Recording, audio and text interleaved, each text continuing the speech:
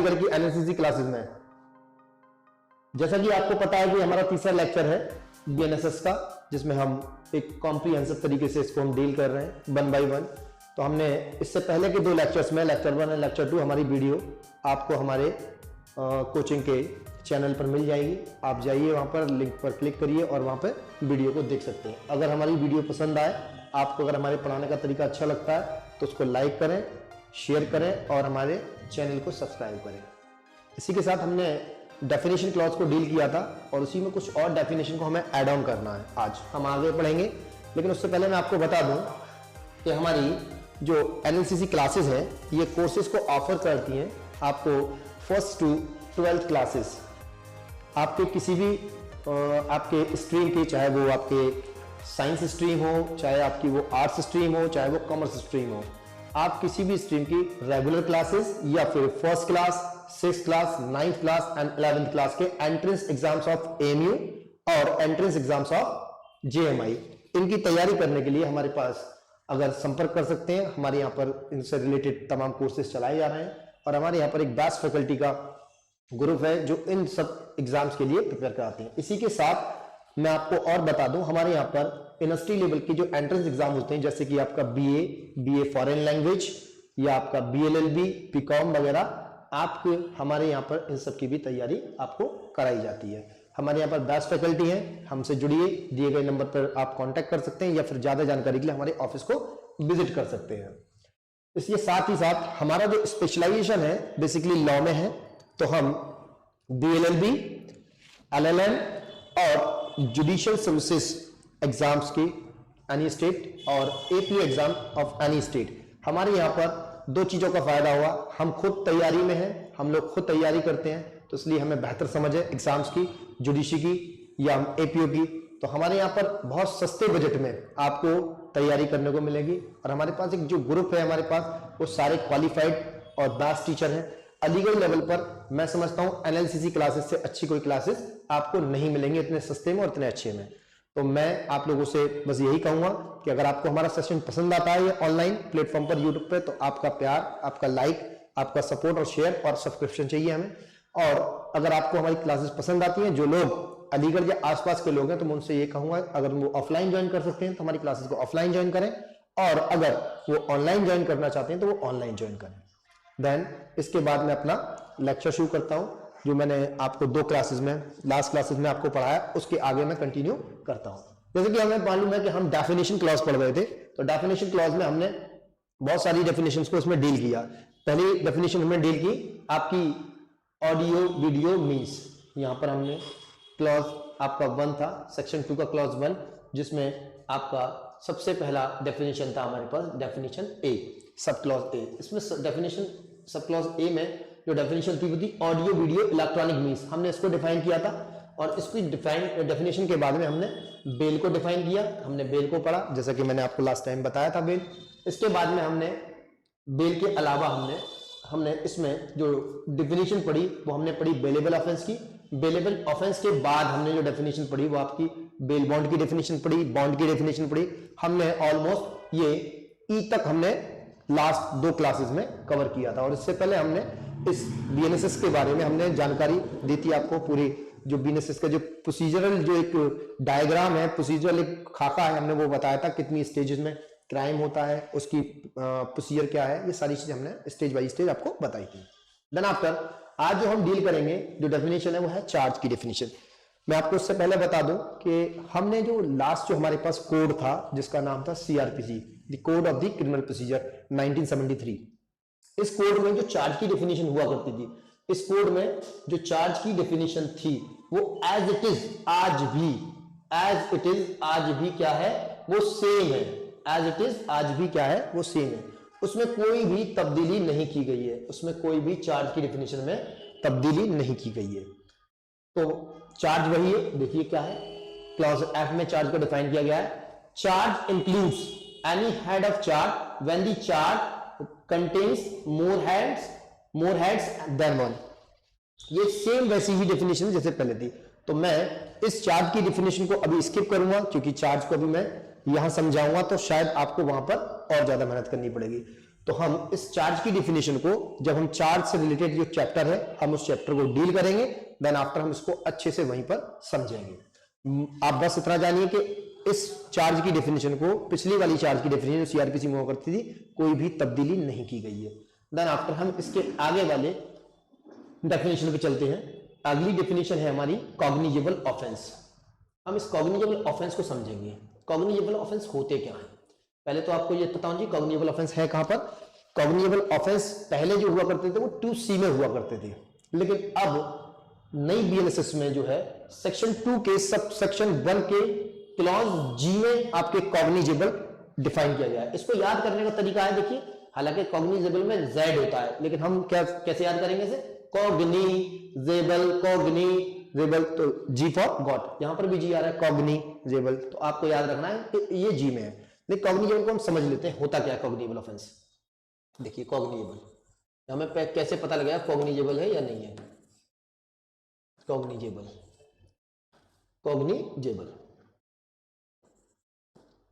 Cognizable offence के लिए हमने बताया इस कोड में 2 शेड्यूल है। शेड्यूल फर्स्ट ये तय करेगा कोई केस कॉग्निजेबल है या नॉन कॉग्निजेबल है। जब आप देखेंगे इस शेड्यूल को, जैसे कि हमने बताया बेलेबल और नॉन बेलेबल ऑफेंस का जो क्लासिफिकेशन है वो शेड्यूल 1 में किया गया, वैसे ही कॉग्निजेबल ऑफेंसेस और नॉन कॉग्निजेबल ऑफेंसेस को हमें पता होना चाहिए कौन से केस कॉग्निजेबल है कौन से नॉन कॉग्निजेबल है। तो ये भी बाइफर्केशन जो किया गया है, क्लासिफिकेशन जो किया गया है वो शेड्यूल 1 में किया गया है कि कौन से केसेस कॉग्निजेबल केस होगा, कॉग्निजेबल, या कौन सा नॉन कॉग्निजेबल होगा। ठीक, कौन सा केस कॉग्निजेबल होगा और कौन सा केस नॉन कॉग्निजेबल होगा, ये भी कहां बताया गया हमें, शेड्यूल 1 में बताया गया। एक लिस्ट दी गई है, उस लिस्ट में क्या बताया गया कि ये वाले मामले, ये जो मामले हैं वो कॉग्निजेबल होंगे और ये वाले मामले जो है नॉन कॉग्निजेबल होंगे। ये मामले कौन से होंगे, कहां के मामले होंगे, ये बीएनएस में होंगे। बीएनएस में जितने भी ऑफेंसेस को डिफाइन किया गया है, जितने भी ऑफेंसेस के पनिशमेंट दिए गए, उन पनिशमेंट के बेसिस पर ही उनका बाइफर्केशन और क्लासिफिकेशन किया गया है कि ये मामले जो होंगे वो आपके कॉग्निजेबल होंगे और ये जो मामले होंगे ये आपके नॉन कॉग्निजेबल होंगे। क्योंकि हमें वहां पर पता लगा शेड्यूल 1 में कौन से मामले कॉग्निजेबल है और कौन से मामले नॉन कॉग्निजेबल, जैसे कि हमने बेलेबल ऑफेंसेस के बारे में जाना था और जैसे कि हमने नॉन बेलेबल ऑफेंसेस के बारे में जाना था। यहां पर देखते हैं कॉग्निजेबल ऑफेंस को डिफाइन कैसे किया इन्होंने। देखिए, cognizable offence means an offence for which and cognizable case. देखो दो चीजें बता रहे हैं, कॉग्निजेबल ऑफेंस और कॉग्निजेबल केस, दोनों में फर्क होता है। बेसिकली आप जब देखेंगे ऑफेंस और एंड केस में क्या फर्क होता है, आपसे ये पूछा जाता है, कभी कभी इंटरव्यू में आपसे पूछ सकते हैं कि ऑफेंस में और केस में क्या फर्क होता है। तो मैं आपको बता दूं, offence is a single act, offence is a single act, जैसे कि चोरी, और केस मल्टीपल ऑफेंसेस को मिलाकर केस बना होता है। जैसे कि आप किसी घर में एंटर करते हैं, किसी घर में एंटर करते हैं, और आप जब किसी घर में एंटर करते हैं तो आपने सबसे पहले क्या किया, उसमें ट्रेसपास किया, उसके बाद आपने घर में घुसने के बाद उसमें कोई लूटपाट की, चोरी चकारी की, तो ये क्या मल्टीपल ऑफेंस बनते जा रहे हैं आपके। इसको हम अगर इकट्ठा कर दें दैट मींस केस। बात समझ रहे कि इसको जब हम इकट्ठा कर देंगे तो इसका मतलब क्या होगा, ये केस बन जाएगा। इसमें बहुत सारे ऑफेंसेस हो सकते हैं, 2 या 2 से 4, 2 से ज्यादा हो सकते हैं, लेकिन यहां सिंगल ऑफेंस होगा उसको हम ऑफेंस कहेंगे। यही कह रहे हैं cognizable offence means an offence for which and cognizable case means a case in which a police officer, यानी या तो कोई कॉग्निजेबल ऑफेंस हो या कोई कॉग्निजेबल केस हो जिसमें क्या हुआ होना चाहिए, अ पुलिस ऑफिसर में in accordance with the first schedule or under any other law for the time being enforce arrest without warrant। क्या कर सकते हैं, ये जरूरी नहीं है कि आपको अरेस्ट ही करें। देखो मे लगा हुआ है, मे का मतलब होता है मे इंक्लूड मे नॉट, यहां पर आपको अरेस्ट कर भी सकता है और नहीं भी कर सकता है, यहां पर डिस्क्रिशन है। मे जहां पर भी होता है वहां डिस्क्रिशन होता है। जब भी कभी शैल का इस्तेमाल किया जाएगा वहां डिस्क्रिशन नहीं होता, वहां क्या होता है, वो मैंडेट कर रहा है, आपको मैंडेटरी है, वो आपको करना ही है।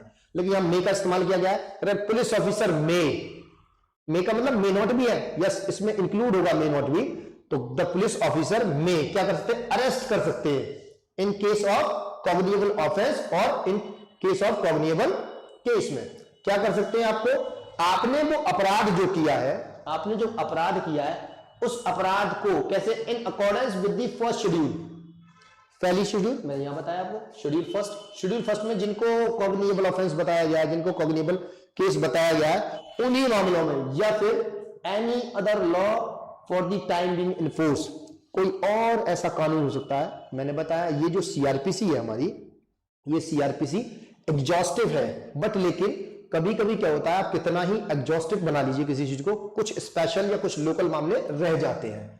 जैसे कि मिसाल के तौर पर एक एनडीपीसी एक्ट, एनडीपीएस एक्ट है, या आपका एससी एसटी एक्ट है, आर्म्स एक्ट है, जितने भी क्रिमिनल नेचर के मामले हैं। अब मान लीजिए किसी एक्ट में लिख दिया गया कि ये जो मामला है, मिसाल के तौर पर एनडीपीएस का कोई मामला है, एनडीपीएस में बता दिया गया कि कोई एक मामला है, पर्टिकुलर कोई मामला है, उस मामले को वही लिख दिया गया एनडीपीएस एक्ट में कि ये मामला कॉग्निजेबल नेचर का होगा। तो उसके लिए आपको सीआरपीसी नहीं देखनी है, या फिर नया वाला बीएनएसएस नहीं देखना है, उसको वहीं से डील किया है। इसीलिए ये कहना है कि in accordance with the first schedule, किसकी फर्स्ट शेड्यूल, बीएनएसएस की फर्स्ट शेड्यूल, या फिर कोई और लॉ जो टाइम बीइंग इन फोर्स में हो, यानी कि आज भी वो अपने वजूद में होना चाहिए, ऐसा नहीं कि वो आउटडेटेड बात हो गई हो, आज भी वजूद में होनी। जैसे कि आज की बात करें तो बीएनएस आ गया है, आईपीसी आउटडेटेड हो चुकी है, तो हम जो बात करेंगे तो अब बीएनएस की बात होगी या फिर बीएनएसएस की बात होगी। तो वही समझा रहे हैं, क्या कह रहे हैं कि ऐसा कोई मामला जो इस बीएनएसएस के शेड्यूल फर्स्ट में या कोई और किसी कानून में कैसे बताया गया है, कॉग्निजेबल बताया गया हो, उसको कैसे बताया गया हो, कॉग्निजेबल। देखो इसमें दो बता रहा हूं ना, कुछ मामले ऐसे होंगे जो कॉग्निजेबल होंगे, कुछ मामले ऐसे होंगे जो नॉन कॉग्निजेबल होंगे, कुछ केसेस ऐसे हैं जो कॉग्निजेबल होंगे और कुछ केसेस ऐसे हैं जो नॉन कॉग्निजेबल होंगे। तो ऐसे मामले जो कॉग्निजेबल नेचर के हैं, उन मामलों में क्या कह रहे हैं, इन विच अ पुलिस ऑफिसर में क्या करेगा, अरेस्ट विदाउट वारंट। पहली चीज याद रखिए, कॉग्निजेबल जो भी जितने भी ऑफेंसेस होते हैं या फिर केसेस होते हैं कॉग्निजेबल, उनमें पुलिस ऑफिसर को क्या होती है, पावर होती है, वो आपको बिना वारंट अरेस्ट कर भी सकता है और नहीं भी कर सकता, मे का इस्तेमाल हुआ है।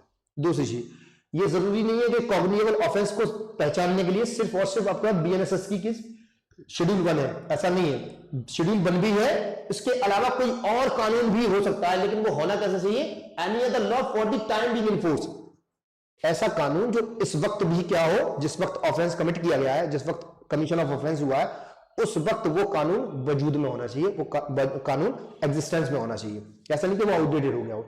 तो हम दोनों ही कानून को, अगर कोई स्पेशल कानून है तो उस स्पेशल कानून को देखेंगे, उसके अकॉर्डिंग करेंगे हम, उसमें पुलिस ऑफिसर करेगा। और अगर कोई कानून बीएनएस है, वो कानून कौन सा, बीएनएस है, नई आईपीसी है, उसके हिसाब से हम देखेंगे बीएनएसएस की शेड्यूल 1। अगर शेड्यूल 1 में कोई कॉग्निजेबल ऑफेंस है, कोई कॉग्निजेबल केस है, तो उसमें पुलिस ऑफिसर आपको बिना वारंट गिरफ्तार भी कर सकता है, नहीं भी कर सकता है, मे का इस्तेमाल हुआ है। दूसरी चीज, आपको यहां पर अगर कोई स्पेशल लॉ है, स्पेशल लॉ में भी देखेंगे, अगर कोई कॉग्निजेबल केस या कोई कॉग्निजेबल ऑफेंस है, तो आपको पुलिस ऑफिसर बिना वारंट के अरेस्ट कर सकता है। तो सीधा सीधा आप समझिए, कॉग्निजेबल ऑफेंस कौन सा होता है, वो मामले होते हैं, कॉग्निजेबल ऑफेंस या कॉग्निजेबल केस वो होते हैं जिनमें पुलिस ऑफिसर को क्या होती है, पावर होती है बिना वारंट के आपको अरेस्ट करने की। Is that clear? आगे बढ़ते हैं। ये हमारा कॉग्निजेबल ऑफेंस था। फिर नॉन कॉग्निजेबल ऑफेंस कौन से होंगे? नॉन कॉग्निजेबल ऑफेंस कौन से होंगे? वो मामले जिनमें पुलिस ऑफिसर को बिना वारंट के अरेस्ट करने की पावर ना हो, वो मामले जिनमें पुलिस ऑफिसर को आपको बिना वारंट के अरेस्ट करने की पावर ना हो, that means non cognizable offence. Cognizable में वारंट नहीं चाहिए, नॉन कॉग्निजेबल में वारंट चाहिए। अगर आपको अरेस्ट करना है तो आपको क्या लाना होगा, आपको वारंट लाना होगा नॉन कॉग्निजेबल केसेस में। और अगर आप अरेस्ट करते हैं in case of cognizable offences, तो आपको क्या करना होगा, बिना वारंट के आप अरेस्ट कर सकते हैं। Is that clear? आगे बढ़ते हैं। देखिए अगली डेफिनेशन है हमारी, जो अगली डेफिनेशन है वो हमारी डेफिनेशन है आपकी कंप्लेंट। अगली डेफिनेशन हमारी क्या है, कंप्लेंट। हमारी अगली डेफिनेशन कंप्लेंट है, हम कंप्लेंट को पढ़ेंगे। उससे पहले हम आपको जो हमने बताया नॉन कॉग्निजेबल, उसको दिखा देते हैं। कॉग्निजेबल हमारी ऊपर रह गई, जी में है। कॉग्निजेबल ऑफेंस के डेफिनेशन कहां है, जी में, सेक्शन 2 के सबसेक्शन 1 के क्लॉज जी में। वैसे ही यहां पर सेक्शन 2 के सबसेक्शन 1 के क्लॉज ओ में नॉन कॉग्निजेबल को डिफाइन किया गया है। नॉन कॉग्निजेबल, ओ नॉन, NON नॉन, कॉग्नि जी कॉग्निजेबल, नॉन कॉग्निजेबल ओ से, ठीक है, ऐसे याद रख सकते हैं। तो नॉन कॉग्निजेबल ऑफेंस का मतलब क्या है, मैंने बताया वैसा मामला जिसमें अरेस्ट ना कर सके पुलिस ऑफिसर बिना वारंट के, वही कह रहा है। Non cognizable offence means an offence for which and non-cognizable case means a case in which a police officer has no authority to arrest without the warrant। उसको कोई अथॉरिटी नहीं होगी बिना वारंट के। कॉग्निजेबल ऑफेंस में police officer को ये authority होती है कि वो शख्स को जिस पर के एलिगेशन है या वो सस्पेक्टेड बंदा है उसको अरेस्ट करने की बिना वारंट के उसको अथॉरिटी होती है, वो अरेस्ट कर सकता है। लेकिन नॉन कॉग्निजेबल केस में कभी भी पुलिस ऑफिसर को ये अथॉरिटी नहीं होती है कि वो आपको बिना वारंट के अरेस्ट कर ले, क्योंकि दोनों की जो ग्रीवियसनेस है उसमें बहुत फर्क होता है। एक बहुत हीनियस क्राइम होते हैं, एक आपके हीनियस नहीं होते हैं। तो एक की ग्रीवियसनेस ज्यादा, एक की कम है। तो जो ज्यादा ग्रीवियस है, जो ज्यादा हीनियस है, उनको आप बिना वारंट के अरेस्ट कर सकते और उसमें आप अरेस्ट नहीं कर सकते। नॉन कॉग्निजेबल में आपको अरेस्ट नहीं कर पाएंगे आप बिना वारंट के, और कॉग्निजेबल ऑफेंस में आप उसको अरेस्ट कर पाएंगे वारंट के साथ। Is that clear? ये आपको ध्यान रखना है। नॉन कॉग्निजेबल ऑफेंस कहां पर गया? 2 क्लॉज 1 के ओ में डिफाइन है नॉन कॉग्निजेबल। और अगर बात करूं आपको कॉग्निजेबल ऑफेंस की तो 2 क्लॉज 1 के सब क्लॉज जी में डिफाइन है कॉग्निजेबल ऑफेंस। ये दोनों चीजें आपको याद रखनी है। इसके अलावा ये देखते हैं, देखिए कंप्लेंट। कंप्लेंट को डिफाइन किया गया है। जैसे आपने देखा होगा उस वक्त कंप्लेंट था, यहां पर भी कंप्लेंट है, वहां पर भी कंप्लेंट था, यस वहां पर भी कंप्लेंट था, पुरानी सीआरपी तो यहां पर भी कंप्लेंट है। तो कंप्लेंट क्या होती है? देखिए कंप्लेंट को डिफाइन किया गया 2H में, 2 सब क्लॉज 1 के सब क्लॉज H में डिफाइन किया गया है। Complaint means any allegation made orally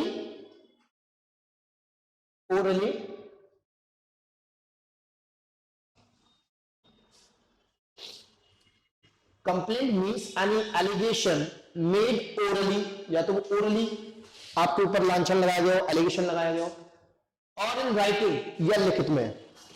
किससे लगाया गया? To a magistrate. ये ध्यान रखना सबसे पहली चीज। एफआईआर जो होती है, मैंने आपको बताया पहले ही लेक्चर में, मैंने एक चीज बताई थी आपको। पहले लेक्चर में क्या बताया था मैंने?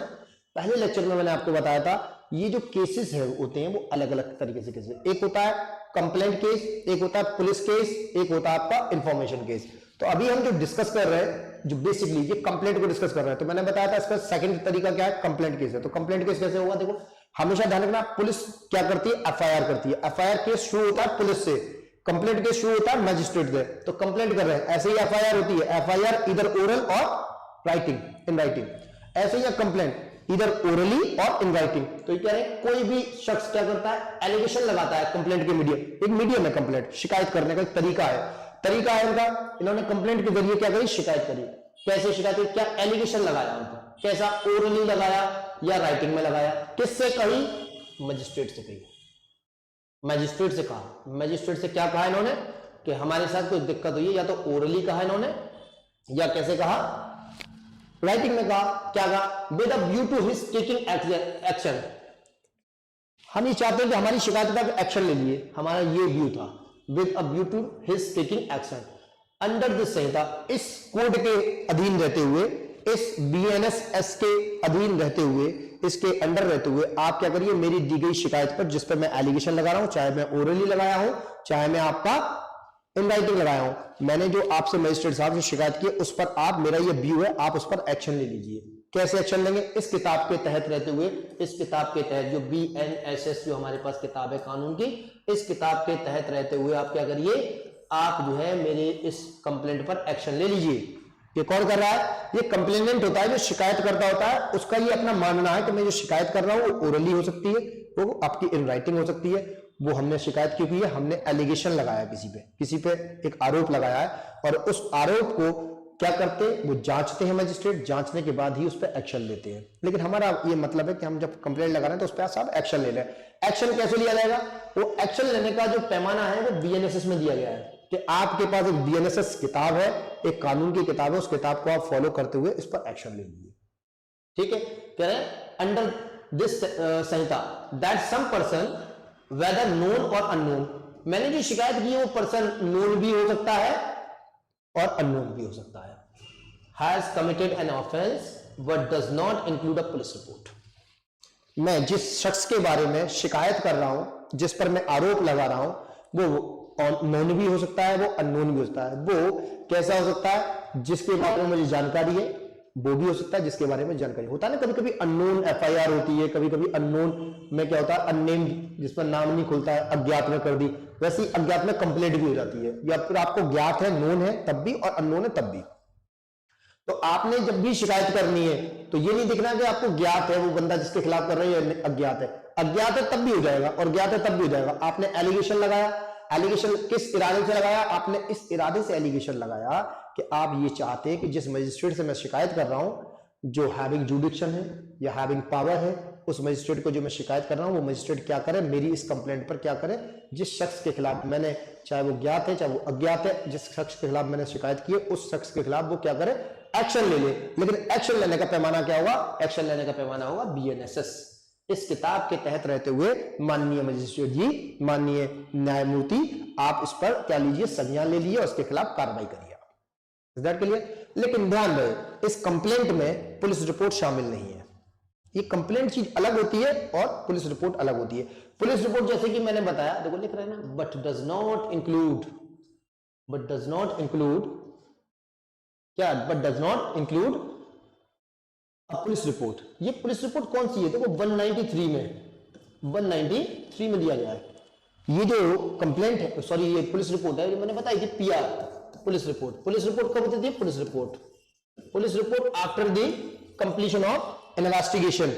इन्वेस्टिगेशन का जो अंत पड़ाव है, बिल्कुल लास्ट है, जो लास्ट जो बिल्कुल एकदम आपका कंक्लूजन निकल के आता है पुलिस रिपोर्ट में, पुलिस रिपोर्ट की शक्ल में इन्वेस्टिगेशन का। जब इन्वेस्टिगेशन, सबसे पहले क्या होता है, एफआईआर होती है, एफआईआर दर्ज होने के बाद क्या होता है, पुलिस इन्वेस्टिगेशन शुरू करती है, और इन्वेस्टिगेशन का जो जीस्ट निकल के आता है, जो कंक्लूजन निकल के आता है, जो रिजल्ट आता है, उसी रिजल्ट को हम पुलिस रिपोर्ट कहते हैं। और पुलिस रिपोर्ट कहां फाइल करती है, वो पुलिस रिपोर्ट करती है मजिस्ट्रेट के पास फाइल। लेकिन ये केस अलग है, वो केस होता है एफआईआर केस, ये केस है कंप्लेंट केस।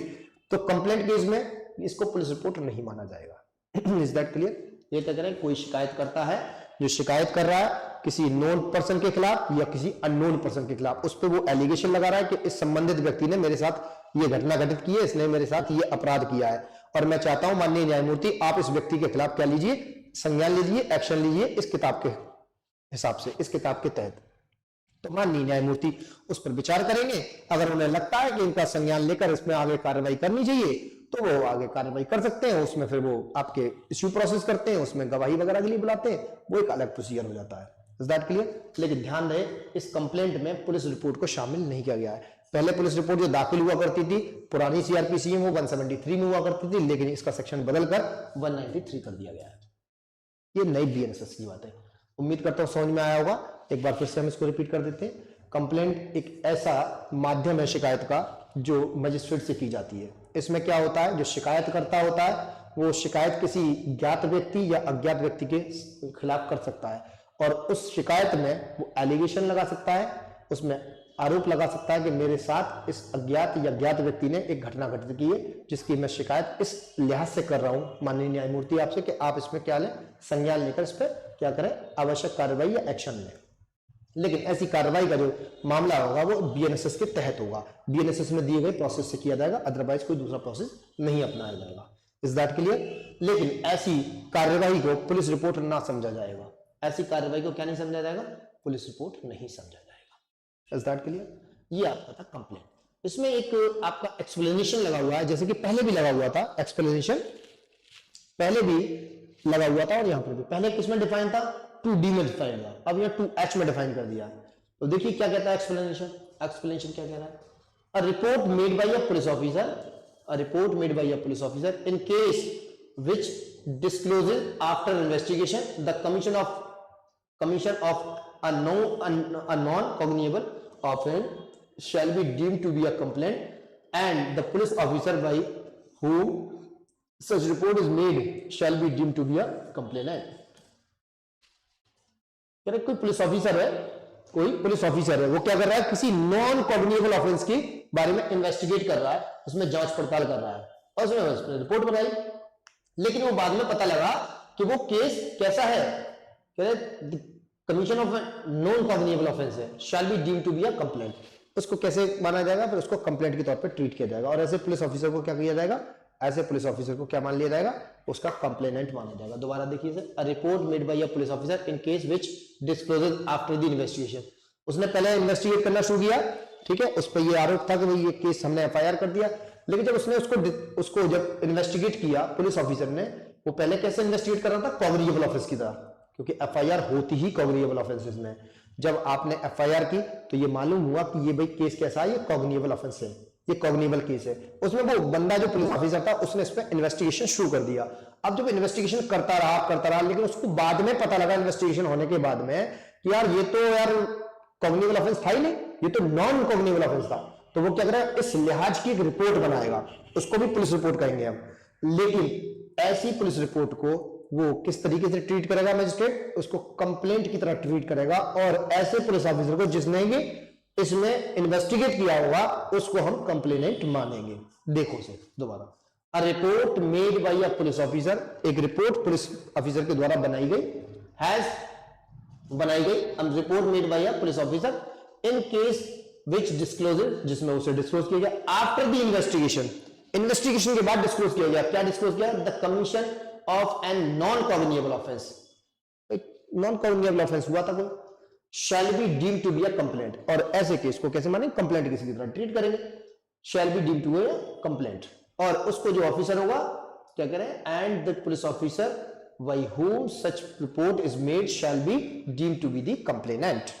ऐसे केस का जो मामला होगा उसे कंप्लेंट माना जाएगा, और ऐसे पुलिस ऑफिसर को जिसने इन्वेस्टिगेट किया है उसको कंप्लेनेंट की तरह माना है। एक को शिकायत माना जाएगा, उस कागज के टुकड़े को जो पुलिस ऑफिसर ने तैयार किया इन्वेस्टिगेशन के बाद, उस कागज के टुकड़े को हम शिकायत मानेंगे, और उस पुलिस ऑफिसर को जिसने उस कागज के टुकड़े को, उस रिपोर्ट को तैयार किया, उसको हम शिकायतकर्ता मानेंगे।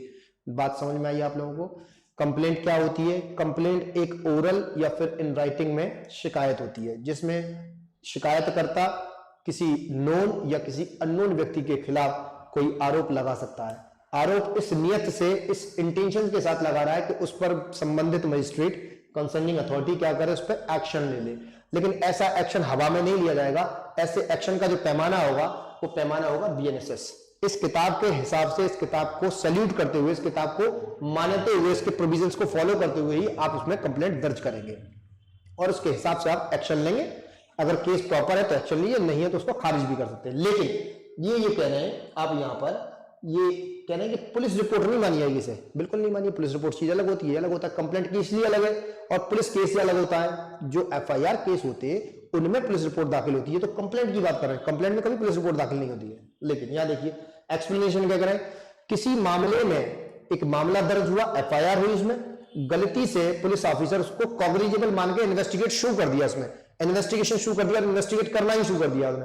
लेकिन बाद में पता लगा, ये मामले में इन्वेस्टिगेशन के बीच में पता लगा ये तो यार नॉन कॉग्निजेबल ऑफेंस है, कॉग्निजेबल है ही नहीं, इसमें तो मुझे पावर ही नहीं है कि मैं इन्वेस्टिगेट कर पाऊं। मैंने पहले ही बताया आपको, जितने भी कॉग्निजेबल ऑफेंसेस होते हैं उनमें पुलिस ऑफिसर आपको विदाउट वारंट अरेस्ट कर सकता है, और without prior permission of the magistrate investigation शुरू कर सकता है। Is that clear? लेकिन यहां क्या है, यहां कंप्लेंट ना होकर एफआईआर कर दी नॉन कॉग्निजेबल ऑफेंस की, और कभी कभी ह्यूमन एरर के कारण, ह्यूमन एरर की वजह से, मानवीय गलती की वजह से उस पुलिस ऑफिसर ने उसको एफआईआर मानकर, कॉग्निजेबल ऑफेंस मानकर उसमें इन्वेस्टिगेशन शुरू कर दिया। लेकिन बीच में उसे पता लगा कि ये मामला कॉग्निजेबल ऑफेंस नहीं है, संज्ञेय अपराध नहीं है, ये तो असंज्ञेय अपराध है, नॉन कॉग्निजेबल ऑफेंस है। तो हम इसमें क्या करेंगे, हम इसमें उस पुलिस वाले से कहेंगे कि आप इस पुलिस रिपोर्ट को मजिस्ट्रेट को दीजिए, ये बताकर कि ये साहब मैंने गलती से इसको कॉग्निजेबल की तरह ट्रीट किया था, लेकिन ये नॉन कॉग्निजेबल केस है। वो मजिस्ट्रेट उस रिपोर्ट को कंप्लेंट मान लेगा, शिकायत पत्र मान लेगा, और ऐसे व्यक्ति, ऐसे पुलिस ऑफिसर को जिसने कि वो शिकायत पत्र या वो पुलिस रिपोर्ट तैयार की है, उसको वो शिकायतकर्ता मान लेगा, कंप्लेनेंट मान लेगा। That's enough. ये आपकी कंप्लेंट का पूरा प्रोसीजर था।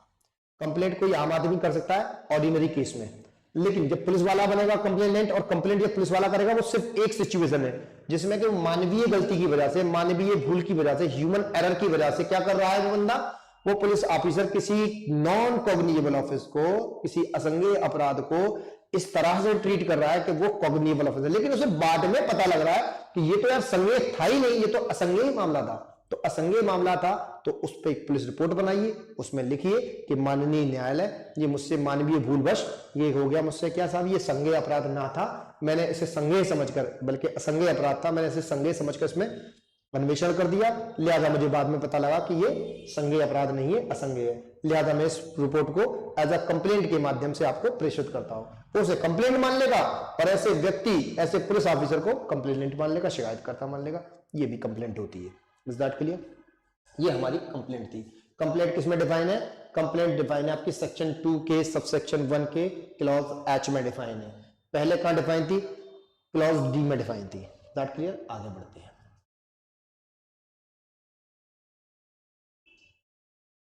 देखिए इलेक्ट्रॉनिक कम्युनिकेशन, ये नई डेफिनेशन जोड़ी गई है सारी। इसमें क्लॉज ए जो था वो भी नई डेफिनेशन थी और ये भी नई डेफिनेशन। नई जो डेफिनेशन है खासतौर पर उनको तवज्जो से पढ़िएगा। उनको तवज्जो से पढ़ने की वजह क्या है? क्योंकि जो सवाल आएंगे, जो अपकमिंग एग्जाम्स है, जैसे कि अभी आपको पता है, वैसे मैं आपको एक जानकारी के लिए बता दूं, हमारी जो कोचिंग सेंटर है, हमारी जो एनएलसीसी क्लासेस कोचिंग सेंटर है, अलीगढ़ की बहुत most precise coaching in the field of law. आप देखिए, हम आपको ऐसा नहीं कि कोई चीज बता रहे हैं तो हम आपको जानकारी नहीं दे रहे। हमारी कोचिंग का एक पूरा सिस्टम है आपको स्टेप बाय स्टेप गाइड करने का, क्योंकि हमारे यहाँ जो फैकल्टी है वो पहले से ही वेल ट्रेन्ड फैकल्टी है, एक्सपीरियंस्ड फैकल्टी है, जिनके पास 10-10 साल 8-8 साल का आपको एक्सपीरियंस मिलेगा। 1 बाय 1 हमारी फैकल्टी भी अब ऑनलाइन आएंगी 1 बाय 1 लेक्चर के लिए। तो मैं आपको बताना ये चाह रहा था, क्योंकि अभी चूंकि अपकमिंग वैकेंसी का जिक्र आया कि अपकमिंग वैकेंसी से यूपी पीसीएसजे 2025 आने वाला है, या यूपी एपीओ 2025 आने वाला है, या फिर बिहार आपकी 33वीं बिहार की न्यायिक सेवा होने वाली है, 33 जुडिशियल सर्विसेज होने वाली है, वो भी ऑलमोस्ट 2025 में ही आ रहेंगी, क्योंकि बिहार में चुनाव है। और यूपी में वैकेंसी ना आने की जो सबसे बड़ी वजह है वो ये है कुंभ। अभी कुंभ का जो आयोजन चल रहा है और कुंभ में जो हमारी प्रशासनिक तंत्र है, एडमिनिस्ट्रेटिव जो हमारा सिस्टम है पूरा, वो एडमिनिस्ट्रेटिव सिस्टम पूरा इलाहाबाद के कुंभ के आयोजन में लगा हुआ है। जैसे ही एक बार कुंभ कंप्लीट हो जाएगा, मेरा ख्याल है अभी 45 दिन का कुंभ होता है, तो 45 डेज के बाद में ये कंप्लीट हो जाएगा। जब तो कंप्लीट होने के बाद में प्रशासन के पास इतनी बड़ी कोई चुनौती नहीं होगी कुंभ के बराबर। ये आप सोचते हो मैं बीच बीच में क्यों बता रहा हूं? बता इसलिए रहा हूं कि वैकेंसी का भी क्लियर हो जाएगा आपको। तो आफ्टर कुंभ यूपी में आप देख सकते हैं कि दोनों वैकेंसी बैक टू बैक आ जाए आपकी। पहली वैकेंसी एपीओ, दूसरी वैकेंसी पीसीएसजे, ये दोनों वैकेंसी निश्चित आनी है 2025। मैं आपको बता दे रहा हूं डेडलाइन इसकी मार्च 2025, इससे ज्यादा नहीं जाएगी ये, मार्च 2025 अप्रोक्स इसमें हो जाना चाहिए, क्योंकि ये बहुत पहले से चला आ रहा है कि अब आएंगी, क्योंकि अब कुंभ आ गया इसलिए कुंभ की वजह से नहीं आ रही है। इसके अलावा यूपी एपीओ है, इसके अलावा बिहार में वैकेंसी आने की सबसे बड़ी वजह, आप सोच रहे हो सर अभी तो बिहार गया है, अभी कैसे जाएगा? बिहार में आने की जो सबसे खास वजह है वो ये वजह है, बिहार में आने की सबसे मेन वजह, क्योंकि बिहार में इस वक्त क्या होंगे? चुनाव होंगे, इलेक्शन है 2025 में। तो भाई जानते ही हैं आप, जब चुनाव होते हैं तो फिर आपको पता ही है, चुनाव होते हैं तो आपको वैकेंसी आएंगी, रोजगार मिलेगा, सारी चीजें सस्ती हो जाती हैं, बाद में कुछ भी हो वो मसला नहीं। तो बिहार में अभी चुनाव होना है, तो चुनाव को देखते हुए 2025 में मैं समझता हूं वैकेंसी आएंगी बिहार में भी। इसके अलावा उत्तराखंड एपीओ आने वाला है, क्योंकि हमें इसलिए देखिए, हमने इन्हीं सब चीजों का ध्यान रखते हुए, यूपी एपीओ, उत्तराखंड एपीओ, ये सब चीजों का ध्यान रखते हुए हमने क्या करा है, आपका बीएनएस और बीएसए पढ़ाने का हमने निर्णय लिया है सबसे पहले, इसीलिए हमने उसमें बीएनएसएस शुरू किया है। और एक और चीज बता दूं, बीएनएसएस हो या बीएसए हो या बीएनएस हो, ये हमारे उन भाइयों के लिए, अधिवक्ता साथियों के लिए, अधिवक्ता बहनों के लिए भी जरूरी है जो लगातार प्रैक्टिस में है, क्योंकि आप जानते हैं जब तक आपको प्रोसीजर नहीं आएगा तो आप अच्छे वकील नहीं बन सकते। तो मैं आपसे सबसे यही कहूंगा कि इन सबका कॉम्प्रिहेंसिव अगर प्रिपरेशन आपको करनी है, जो भी मैंने स्टेट्स बताए, या जो हमारे अधिवक्ता साथी, हमारी अधिवक्ता बहन, अधिवक्ता भाई जो भी प्रैक्टिस में है, वो मैं उनसे कहूंगा कि हमारे दिए गए नंबर पर, जो स्क्रीन पर नंबर देख रहे हैं आप, इस नंबर पर संपर्क करें ज्यादा जानकारी के लिए, या फिर हमारे ऑफिस को विजिट करें। हमारे ऑफिस का पता भी आपको मिल जाएगा, इसमें पता है, मैं आपको बता दूं, सिविल लाइंस पानवाली कोठी के पास, हुमा जिम के पास हमारी कोचिंग सेंटर है, वहां आकर हमारे ऑफिस पे आप पता कर सकते हैं ज्यादा जानकारी कि हमारे यहाँ पर क्या है। मैं आपको गारंटी दे रहा हूं कि इससे ज्यादा सस्ती और इससे ज्यादा अच्छी कोचिंग पूरे अलीगढ़ में आपको नहीं मिलेगी। आप आइए, विजिट करिए, आप यहाँ पर हमारी स्टडी के प्लान देखिए, हमारी स्टडी प्लान क्या है, हमारे नोट्स क्या है, हमारी तैयारी क्या है, हम किस तरीके से पढ़ाते हैं, ये सब चीज देखिए। आप ऑनलाइन में खैर उतना नहीं बता पाते हम, ऑनलाइन प्लेटफॉर्म में जब आप हमसे जुड़ेंगे 1 to 1, जब हमारा आप पेड कोर्स लेंगे, हम आपको और ज्यादा डिटेल पढ़ाएंगे उसमें। क्योंकि हम ऑनलाइन सारी चीजें नहीं पढ़ा सकते, मजबूरी है, क्या करें। और जब आप हमारे ऑफिस आएंगे, ऑफिस आकर विजिट करिए, विजिट करने के बाद में आपको पता लग जाएगा, मैं आपको ये अश्योर करा दूं कि लॉ के फील्ड में, लॉ से संबंधित आपको अलीगढ़ में इससे अच्छी कोचिंग, इससे सस्ती कोचिंग नहीं मिलेगी आपको। आप आए, एक बार विजिट करें, विजिट करने हमारे ऑफिस में विजिट करें या दिए गए नंबर पर संपर्क करें ज्यादा जानकारी के लिए। Let's come to the point. मैं बता ये रहा था आपको कि ये अपकमिंग एग्जाम्स आने वाले हैं, तो आप एक बात बिल्कुल फिट कर लीजिए दिमाग में, फिट ये कर लीजिए दिमाग में, क्योंकि इसमें जो भी अपकमिंग एग्जाम है, किसी भी स्टेट का एग्जाम हो, किसी भी जगह का एग्जाम हो, तो ये तीनों लॉ, क्योंकि हमें पता है ये तीनों लॉ नए क्रिमिनल लॉ हुए हैं, वो 1 जुलाई 2024 से क्या हुए, लागू हो गए। तो अब मालूम होना चाहिए आपको, कम से कम 6 महीने हो गए इनको लागू, और ज्यादा ही होगा, 7-8 महीने हो गए। 7-8 महीने जब लागू हुए हो गए इनको, जब ये इन्फोर्समेंट में आ गए ये दोनों तीनों कानून, तो आपको पता होना चाहिए जो भी अपकमिंग एग्जाम्स होंगे वो सारे के सारे नए लॉ पर होंगे। या फिर कोई आयोग ने, किसी हाई कोर्ट ने ये कह रखा है, जैसे कि हिमाचल प्रदेश की बात करूं मैं, जैसे कि अभी राजस्थान की बात करूं, राजस्थान अभी एपीओ हुआ, एग्जाम होने वाला है, इसमें कहा गया कि हम पुराने वाले लॉ पर कराएंगे। हिमाचल ने ये कहा कि जितनी भी वैकेंसी हमारी 2025 में आएंगे, हम 2025 वाली जितनी भी वैकेंसी होंगी वो सब हम पुराने लॉ पर कराएंगे। अगर इस तरीके का किसी ने कोई आपको पहले से आयोग ने बता रखा है, पहले से क्लेरिफाई कर दिया, तो एक अलग बात है, वरना जितने भी है, क्योंकि यूपी की मैं बात कर रहा हूं, यूपी एचजीएस में नए लॉ को इंक्लूड कर दिया गया है। तो मैं पहले ही आपको बोल दूं कि आप बिल्कुल एकदम ये मत सोचिए कि बहुत छोटे से एक्ट हैं, कुछ ज्यादा तब्दीली नहीं है, हाल पढ़ लेंगे, ऐसा नहीं होगा। आप ये समझ के चलिए, अच्छा खासा टाइम आपको बीएनएस में लगेगा, अच्छा खासा टाइम बीएनएसएस में लगेगा, अच्छा खासा टाइम आपको बीएसए में लगेगा। आपको भले ही बिल्कुल इसमें तब्दीली ना की गई हो, लेकिन इसमें अच्छी खासी तब्दीली, अच्छा खासा वक्त लगेगा अच्छे से पढ़ने के लिए, क्योंकि अभी मेंस है, प्रीलिम्स है, इंटरव्यू है, तो आपको अच्छे से पढ़ना पड़ेगा। तो मैं आपको बता ये रहा था कि हमने जो अभी तक जो डेफिनेशंस को हमने डिस्कस किया, वो डेफिनेशन हमने पढ़ी। इसके अलावा एक नई डेफिनेशन जोड़ी गई है, इलेक्ट्रॉनिक कम्युनिकेशन। मैं शायद ये लास्ट डेफिनेशन है, आज मैं यही डिस्कस करूंगा। इलेक्ट्रॉनिक कम्युनिकेशन में क्या कहा? Electronic communication means the communication of any written, verbal, अब देखिए यहां पे पिक्टोरियल इंफॉर्मेशन और वीडियो कंटेंट ट्रांसमिटेड और transferred whether from one person to another और from one device to another और from a device to a person. देखो communication समझते हैं ना, संचार। कैसे संचार होगा? देखो बता रहे हैं, राइटिंग में आपने कोई पीडीएफ फाइल भेज दी, ठीक है ना, आपने कोई सॉफ्ट मैसेज कर दिया, इसे एसएमएस बोलते हैं, शॉर्ट मैसेज सर्विसेज, वो भेज दिया, एमएमएस भेज दिया। वर्बल होता है आपका पिक्टोरियल इंफॉर्मेशन, तो पिक्चर होती है ना, फोटो, वीडियो, और वीडियो कंटेंट ट्रांसमिटेड और भेज दिया, और ट्रांसमिट किया या ट्रांसफर किया। कैसे? Whether from one person to another, एक व्यक्ति ने दूसरे व्यक्ति को, और from one device to another device, एक डिवाइस इस कंप्यूटर से दूसरे कंप्यूटर में भेज दिया, और क्या करें, from person to a device, एक व्यक्ति ने मैंने अपने फोन से इसमें डाल दिया, किसमें? अपने लैपटॉप में डाल दिया, किसी और के लैपटॉप में डाल दिया ये, या फिर क्या कह रहे हैं आप लास्ट वाली बात, डिवाइस टू अ पर्सन। तो ये क्या है? एक कम्युनिकेशन का जरिया है। हमने बताया मोबाइल से मोबाइल में कोई ट्रांसफर कर रहे हैं या ट्रांसमिट कर रहे हैं, ठीक है, या कंप्यूटर से कंप्यूटर में कर रहे हैं, पर्सन टू पर्सन कर रहे हैं, ये सब ट्रांसमिट का तरीका है या ट्रांसफर करने का। By means of an electronic device include a telephone. Electronic device कौन कौन से होंगे? Telephone, mobile phone, other wireless communication device, और कंप्यूटर, और ऑडियो वीडियो प्लेयर, और कैमरा, और any other electronic device for electronic form as may be specified in notification by the central government. ये तो इतने सारे बता दिए इन्होंने कि ये होंगे, मोबाइल होगा, टेलीफोन होगा, वगैरह वगैरह, क्यों बता दिया कि ये तो क्लियर कट कह दिया, ये सारी की सारी चीजें क्या होंगी? ये होंगी सारी की सारी आपकी इलेक्ट्रॉनिक डिवाइस कहलाई जाएंगी, ये सारी की सारी चीजें। लेकिन इसको बढ़ाया भी जा सकता है, किसके जरिए? सेंट्रल गवर्नमेंट के जरिए। सेंट्रल गवर्नमेंट इसको क्या कर सकती है? बढ़ा भी सकती है। कैसे? गजट में नोटिफाई करके इस लिस्ट को बढ़ाया भी जा सकता है। भाई हमने बताया, क्या बताया कि ये कह रहे हैं आपका इलेक्ट्रॉनिक कम्युनिकेशन क्या होगा? इलेक्ट्रॉनिक कम्युनिकेशन इलेक्ट्रॉनिक वेव के जरिए, जैसे मैंने फोन पे कहा आपको वर्बल, मैंने फोन पे कहा मुझे हाय हेलो कैसे हैं। दूसरा मैंने आपको मैसेज में भेज दिया, राइटिंग में हो गया। मैंने कोई पिक्चर को आपको भेजा, पिक्चर हो गई। मैंने कोई वीडियो भेज दिया, वीडियो कंटेंट में वीडियो कंटेंट हो गया।